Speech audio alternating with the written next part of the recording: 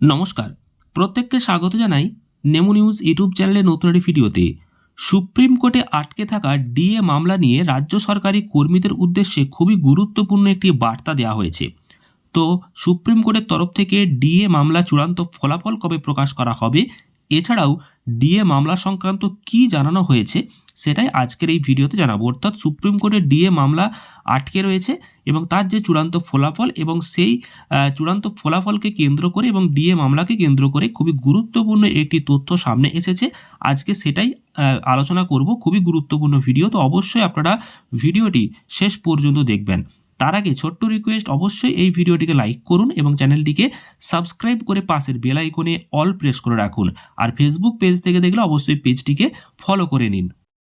আপনারা অনস্ক্রিন দেখতে পাচ্ছেন, ডিএ মামলা নিয়ে রাজ্য সরকারি কর্মচারীদের জন্য দুটো পরামর্শ দিয়েছেন আইনজীবী ফিরদৌস শামীম। তিনি সুপ্রিম কোর্টে চলা সরকারি কর্মীদের যে ডিএ মামলা, সেই মামলার কিন্তু প্রত্যেক দিন খোঁজ নিচ্ছেন এবং বর্তমানে কোন পর্যায়ে রয়েছে সেই বিষয়ে তিনি একটি আপডেট দিয়েছেন।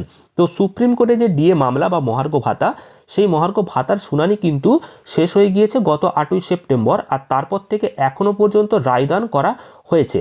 তো মামলার রায় সংরক্ষিত রেখেছে সুপ্রিম কোর্ট, কিন্তু কেন এতদিনে রায়দান করা হয়নি, কবে রাজ্য সরকারি কর্মীদের ডিএ মামলার রায়দান করা হবে, এই নিয়ে রাজ্যের সরকারি কর্মীদের মধ্যে একটা জল্পনা দেখা যাচ্ছে।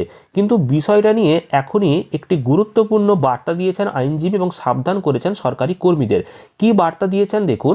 বলেছেন যে একটি সংবাদ মাধ্যমের প্রতিবেদন অনুযায়ী যেটা সম্প্রতি জানা যাচ্ছে যে confederation of West Bengal state government এমপ্লয়িজের সাধারণ সম্পাদক মলয় মুখোপাধ্যায় এবং আইনজীবী ফিরদৌস শামীমের মধ্যে কিন্তু এই মামলার বর্তমান পরিস্থিতি নিয়ে একটি অত্যন্ত গুরুত্বপূর্ণ আলোচনা হয়েছে।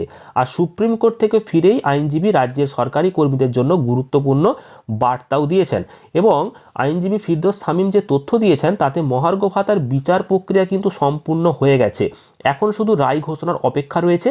যেহেতু সম্পূর্ণভাবে বিচারাধীন অবস্থায় রয়েছে, তো ডিএ মামলা বর্তমানে সম্পূর্ণভাবে আদালতের এখতিয়ারভুক্ত, তাই বাইরে থেকে এই মুহূর্তে কোনো রকম হস্তক্ষেপ করার কোনো আইনি সুযোগ বর্তমানে নেই।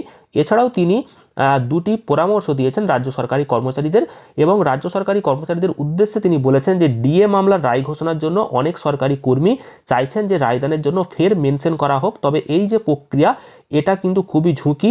এবং তিনি পরামর্শ দিয়েছেন যে এই যে মামলা, সেই মামলার রায়দান যখন খুশি হতে পারে, এবং আইনজীবী জানিয়েছেন যখন কোনো মামলার রায় সংরক্ষিত থাকে তখন সেটাকে নিয়ে বারবার আদালতের দৃষ্টি আকর্ষণ করা বা মেনশন করাটা ঠিক নয়। এতে হিতে বিপরীত হতে পারে এবং আদালতের যে বিরাগভাজন সেটা হওয়ারও কিন্তু আশঙ্কা রয়েছেন। আর এছাড়াও তিনি বলেছেন যে এটি অত্যন্ত সংবেদনশীল একটা মামলা, তাই তাড়াহুড়ো করতে গিয়ে সামান্য ভুল হলে গোটা মামলার উপর একটা নেতিবাচক প্রভাব পড়বে, তাই অপেক্ষাই করতে হবে, এটাই এখন বর্তমানে সঠিক পদক্ষেপ। অর্থাৎ মামলার রায় যখন খুশি আসতে পারে, পাশাপাশি সামনে বাজেটে হয়তো ডিএ বৃদ্ধিও হতে পারে, কিন্তু বকেয়া ডিএর যে চূড়ান্ত মামলার রায় সেটা কবে আসবে সেটা কেউ জানে না। তবে যেহেতু সুপ্রিম কোর্টে এটা সংরক্ষিত অবস্থায় রয়েছে, তাই এটা কখন রায়দান হবে সেটা শুধুমাত্র সময়ের অপেক্ষা, এবং সেটার জন্য অপেক্ষা করতে হবে। নতুন করে মেনশন করা বা এটা নিয়ে আলোচনা করার কোনো প্রয়োজন নেই, এতে হিতে বিপরীত হতে পারে সেই বিষয়ে তিনি বলেছেন। তো আপনাদের কি মতামত কমেন্টে অবশ্যই জানাবেন, চ্যানেলটিকে সাবস্ক্রাইব করবেন পরবর্তী আপডেটগুলো পাওয়ার জন্য। ভিডিওটি প্রচুর পরিমাণ শেয়ার করে দিন, লাইক করুন, আর অবশ্যই ফেসবুক পেজ থেকে দেখলে পেজটিকে ফলো করে নিন। ধন্যবাদ।